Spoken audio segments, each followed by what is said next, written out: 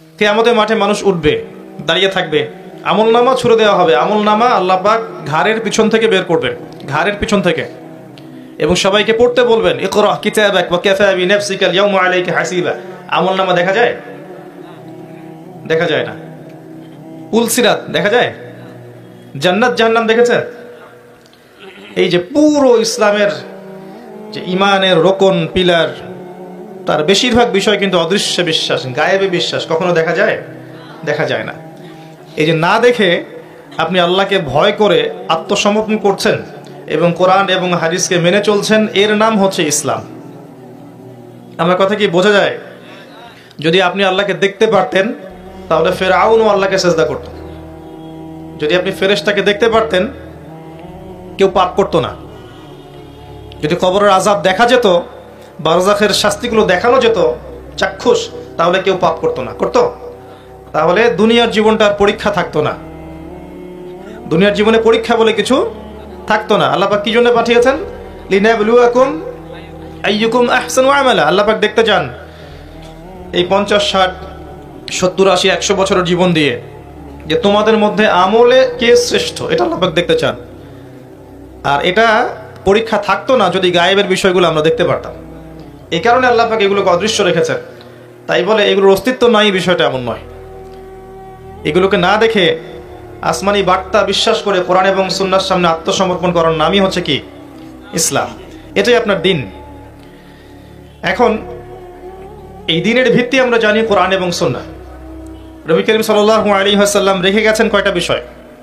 বিদায় হজের ভাষণে চলে যান, নবী করিম সাল্লাল্লাহু আলাইহি ওয়াসাল্লাম বলছেন, তারাকতু ফিকুম আমরাইন, আমি তোমাদের মাঝে মাত্র দুইটা বস্তু রেখে গেলাম, লান তাদিল্লু মা তামাসসাকতুম বিহিমা, তোমরা কোশ্চিন কালেও পথভ্রষ্ট হবে না যতদিন পর্যন্ত এই দুটাকে আঁকড়ে ধরে থাকবে।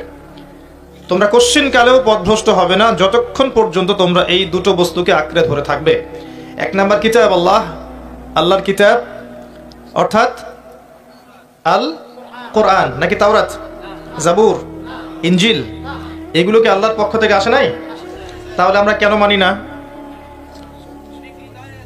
হ্যাঁ, এগুলো মানুষ কি করেছে? মানুষ বিকৃত করেছে, পরিবর্তিত করেছে, কিন্তু এই প্রতিটা উৎস কিন্তু আল্লাহর পক্ষ থেকে এসেছে।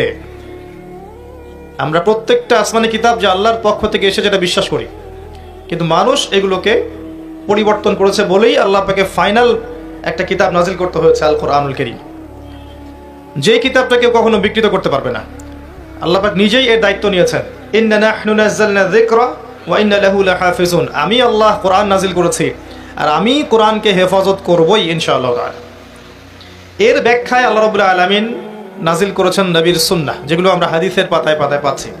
এই কথাই নবী সাল্লাল্লাহু আলাইহি ওয়াসাল্লাম বলছেন যে আমি তোমাদের কাছে ছেড়ে যাচ্ছি মাত্র দুটো বস্তু, তোমরা কোশ্চিন কালেও পথভ্রষ্ট হবে না যতদিন পর্যন্ত কোরআন এবং সুন্নাহকে আঁকড়ে ধরে থাকবে। এখন আমরা আল্লাহকে দেখি নাই, তার রাসূলকেও দেখি নাই, কোরআন আর সুন্নাহ কি আমাদের ঘরে নাই? আছে। এখন কোরআন এবং সুন্নাহ আঁকড়ে ধরার জন্য আমাদের কিছু দায়িত্ব আছে না? আমাদের দায়িত্বগুলো কি কি? প্রথম কথা হচ্ছে ইকরা, ইকরা বিসমি রাব্বিকাল্লাযী খালাক, পড়ুন আপনার রবের নামে যিনি আপনাকে সৃষ্টি করেছেন। আমাদের প্রথম দায়িত্ব হচ্ছে কোরআন এবং সুন্নাহকে পড়তে শেখা। যদি পড়াশোনা না করি তাহলে কখনো বুঝতে পারবো কোরআন সুন্নাহর ভিতরে কি আছে? এই পড়াশোনা করার দায়িত্বটা কার? শুধু আলেম ওলামার না সবার? এখন হাত তুলেন, কতজন মানুষ আল কোরআন বিশুদ্ধ করে পড়তে জানেন আপনাদের মধ্যে? হাত উঁচু করেন দেখি। মাশাআল্লাহ, হাত নামান। তো আমরা যে বলি যে আল কোরআনের আলো ঘরে ঘরে জ্বালতে হবে, তাই না? তো প্রত্যেক ঘরের মানুষ যদি কোরআন রিডিং পড়তে না জানে, তেলাওয়াত করতে না জানে, তাহলে কি হক আদায় হবে? আগে আরবি পড়তে শেখা, কোরআন পড়তে শেখা।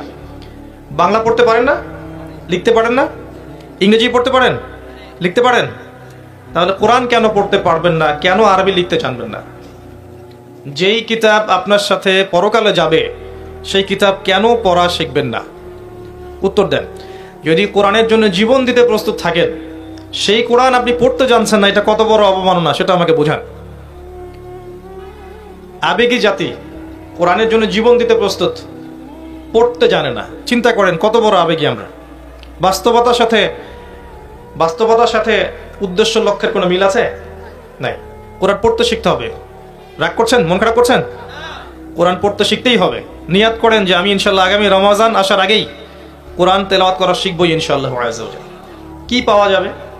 নবী করিম সাল্লাল্লাহু আলাইহি ওয়াসাল্লাম বলেছেন যে খায়রুকুম মান তাআল্লামাল কোরআন মুআল্লামা, তোমাদের মধ্যে সেই ব্যক্তি শ্রেষ্ঠ উত্তম যে ব্যক্তি নিজে আগে কোরআন পড়া শেখে, অন্যকে শেখায়।